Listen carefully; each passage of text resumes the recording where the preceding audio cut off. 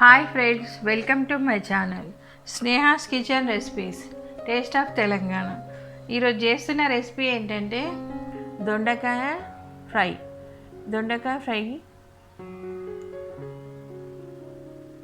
దీనికోసము దొండకాయను ఒక పావు కిలో దొండకాయ తీసుకొని సన్నగా పొడుగ్గా కట్ చేసుకోవాలని.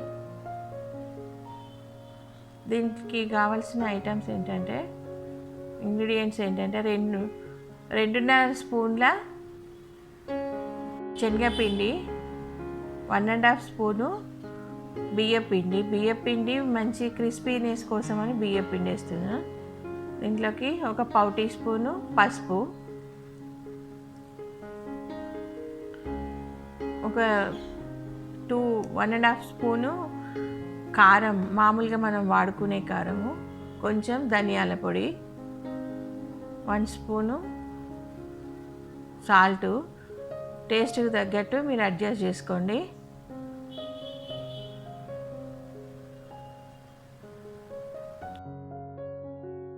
కాశ్మీరీ చిల్లీ పౌడరు ఒక 1.5 స్పూను వేసుకున్న కొంచెం కలర్ కోసం.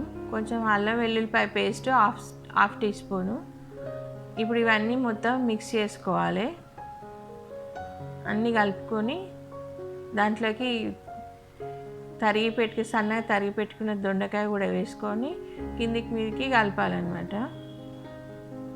ఇట్లా బౌల్తో ఇట్లా కిందికి మీదకి అంటే మంచిగా కలుస్తాయి. అయితే కలిసినప్పుడు ఈ దాంట్లో ఉన్న మాయిశ్చరు సరిపోకపోతే కొంచెం లైట్గా చేతి మీద నీళ్లు చల్లుకొని కలుపుకోవాలని. ఎక్కువ నీళ్ళు చల్లుకోవద్దు. ఉట్టి దొండకాయకి అదంతా ఆ మిశ్రమం అంతా అంటుకునేటట్టు వరకు మాత్రమే కలుపుకోవాలి.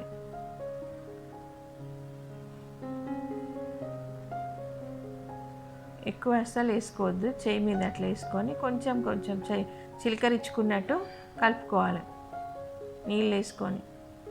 చూసారా మంచిగా ఇట్లా ఇప్పుడు దానికి అంతా దొండకాయకి అంతా ఇదంతా మంచి బ్యాటర్ అంతా ఇదవుతుంది అనమాట. ఇప్పుడు డీప్ ఫ్రైకి సరిపడా నూనె పెట్టుకొని పొయ్యి మీద ఇవి దొండకాయల్ని ఒకటికి స్టిక్ కాకుండా అంటుకోకుండా ఒక్కొక్కటి వేసుకోవాలి మొత్తం.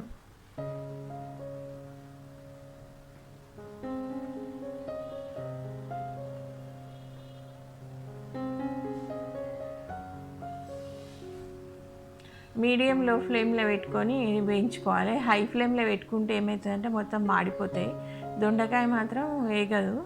అందుకని కొంచెం లో ఫ్లేమ్లో పెట్టి గోల్డెన్ ఎల్లో కలర్ వచ్చేటట్టు ఇట్లా మంచిగా ఫ్రై చేసుకోవాలి. ఆ ఫ్రై అయిన ముక్కలన్నిటినీ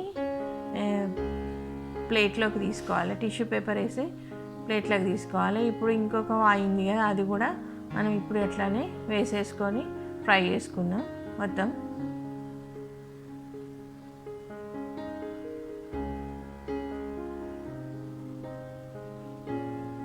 ఇప్పుడు ఇందులోకి పచ్చిమిరకాయలు కూడా ఒక 4-5 పచ్చిమిరకాయలు పొడుగ్గా చీల్చుకొని వేసుకుంటే చాలా బాగుంటాయి.